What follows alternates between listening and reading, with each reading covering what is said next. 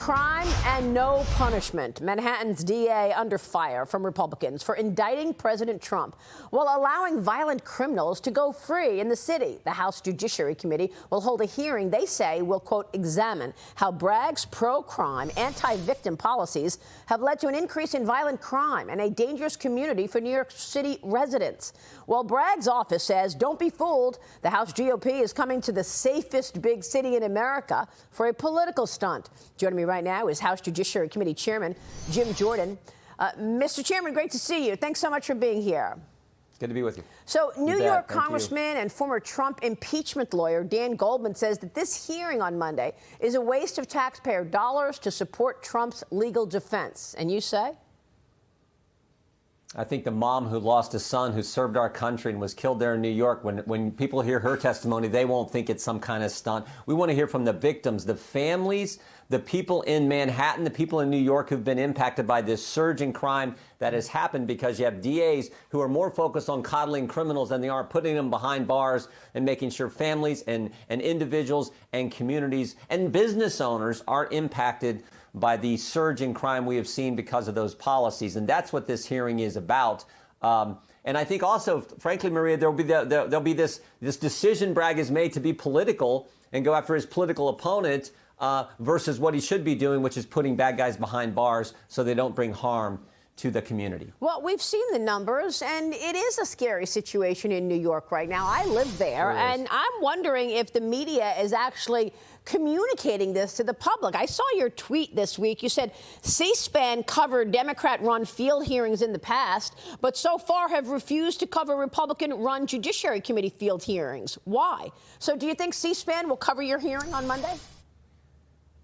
I don't think so. They've indicated that what they've told us so far is they're not going to cover. They didn't go to the border. When we went to the border 6 weeks ago, the Yuma section down in Arizona, they didn't cover that field hearing. We had some powerful witnesses who told us how bad that problem was. Same thing here. We're going to have, I think, some great witnesses. 3 have confirmed. We're looking at some others who are going to talk about what I just described, this rampant increase in crime. And yet, while that's going on, what you have, Maria, is the DA in Manhattan is using federal tax dollars to indict a former president for no crime, and then when we want to investigate that, he takes us to court. So that's what he's focused on. And he takes us to court because we want to talk to someone who hasn't worked in his office for a year, but wrote a book solely on this subject about going after the former president. So that's what Alvin Bragg's up to. Meanwhile, he's not putting bad guys in behind bars who are impacting the community in such a negative way. Yeah, and yet here we have the indictment of Trump. He had to go down, get arraigned. He did so, and now we're understanding that there are more lawsuits behind this to come against the former president. So is this a two-tiered system of application of law? Yeah, it's a political system. It's based on politics, and I think the country sees that when you look at what Alvin Bragg's doing. And again, Alvin Bragg has said, oh, the House Judiciary Republicans they're interfering in our investigation. It's just the opposite. They're interfering in our constitutional duty to do oversight. They are interfering. This prosecution, this indictment of President Trump is interfering in the most important election we have, election for President of the United States. And Alvin Bragg changed his mind because initially he wasn't going to bring this indictment.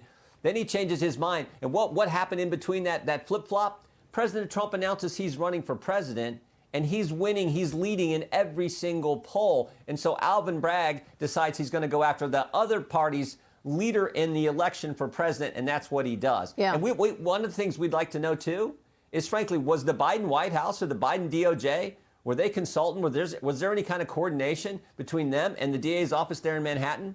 I mean, we don't know, but there's people who've moved from the Biden White House, Mr. Colangelo, Biden Justice Department, who now work in District Attorney Bragg's office. And when he was at the DOJ, was focused on the Trump investigation. So we'd like to know those things too. That's why we've asked some questions of Mr. Colangelo as well. Well, can you subpoena Alvin Bragg? I mean, let's face it. We learned that there would be an indictment of Trump just a couple of days after your colleague, James Comer, got the bank records of the Biden family influence peddling. And now this week we learned of a whistleblower, an Obama stenographer, says that Joe Biden, when he was vice president, knew well aware all about Hunter Biden's business deals, that this man was there, saw it happening on Air Force Two. Saw it. Emails showing Hunter's now defunct investment firm Rosemont Seneca Partners sought deals with the Irish government. They wanted investments in Ireland during his father's vice presidency. And sure enough, this week, Joe Biden goes to Ireland and he takes son Hunter on Air Force One. Yeah. I know Chairman Comer is looking into this situation, and the real focus has been thus far these suspicious activity reports that we have seen. Of course, we saw the one where there was like $3 million given to Robinson Walker, and that was distributed out to various members of the Biden family. And I think the fundamental question we always ask, Maria, is, what service did they provide? What did they get paid for? That's right. What was the value added that they gave? We don't know, but they were just getting paid this money. And so there's a reason they call them suspicious activity reports, these banking records that Treasury has. That they put together. That's where Mr. Comer's focused his investigation. Then, of course, we have this statement that recently came from the stenographer. We'll have to see. Yeah. But as far as our investigation with the district attorney there in Manhattan, everything's on the table. We started with Mr. Pomerantz because he hasn't worked there for over a year. And he went out and wrote a book on this subject, solely on this subject about going after the former president.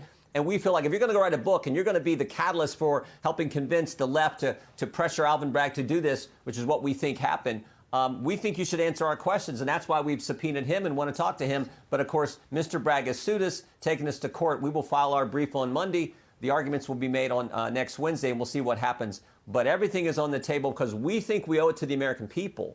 When you have a district attorney interfering in the most important federal election we have, and he used federal tax dollars as part of his indictment of the former president, then we think it's incumbent upon us to do the investigation. That's what we're committed to doing. Well, you've said it before. Stop interfering in elections, DOJ, FBI.